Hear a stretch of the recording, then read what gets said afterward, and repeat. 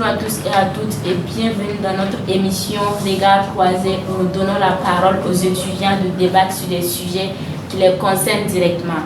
Je suis Malika Yasmine Kabouré et je suis ravie de vous accompagner pour cette première édition. Aujourd'hui, nous allons aborder une question très importante qui touche beaucoup d'étudiants, surtout en quête d'opportunités éducatives. Est-il plus rentable d'étudier à l'étranger que de rester dans son pays d'origine?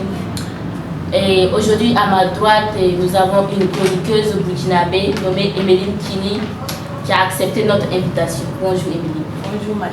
Comment allez-vous? C'est un plaisir pour moi d'être ici aujourd'hui avec vous. Pour enrichir ce débat, nous avons avec nous deux invités. La mission aujourd'hui est de débattre avec nous sur le thème que Malika nous a proposé.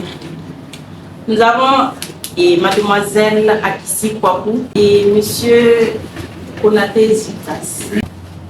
Merci d'avoir répondu présent à notre invitation. Maintenant dans le vif du sujet. Et pour démarrer, j'aimerais que chacun d'entre vous défende sa position. En commençant bien sûr par vous, monsieur Konaté. Pensez-vous qu'il est plus rentable d'étudier à l'étranger que de rester dans son pays d'origine? Je vous remercie de m'avoir accepté sur ce plateau pour me permettre de m'exprimer. Ok, bon, mon choix est assez catégorique concernant ce thème. Je suis contre le fait que nos jeunes africains se déplacent pour aller vers l'extérieur. Parce que ce n'est pas réciproque. Et en plus de ça, il y a le racisme. C'est bien vrai qu'ils réussissent à aller à l'extérieur. Comment ils sont traités, en fait, quand ils arrivent une fois sur place, dans les pays européens, en particulier. Ok, et vous, mademoiselle Akissi, qu'en pensez-vous?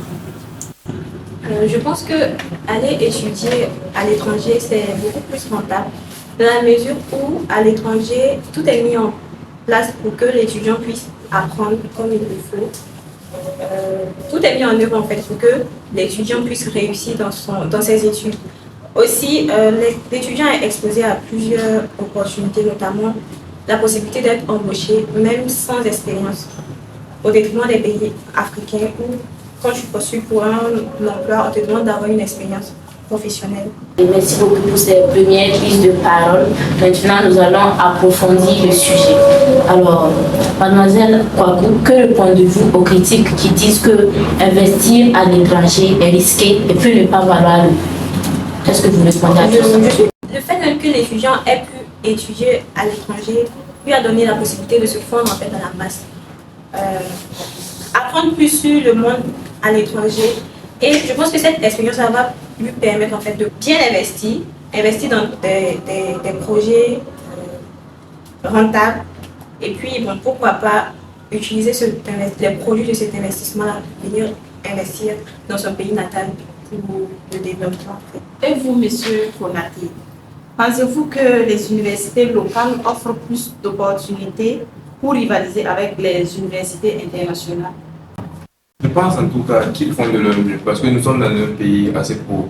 Donc je trouve que les universités font de leur mieux pour mettre les moyens à la disposition des jeunes qui puissent bien terminer leurs années scolaires.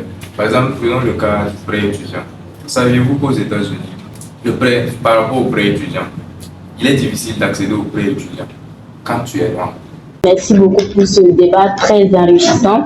Avant de clôturer, j'aimerais que chacun d'entre vous donne son dernier mot sur ce sujet. Je propose aux jeunes de se battre parce que c'est vrai, on est né dans un pays pauvre, mais d'essayer de comprendre à travers l'histoire qu'est-ce qui nous a maintenus dans cette pauvreté.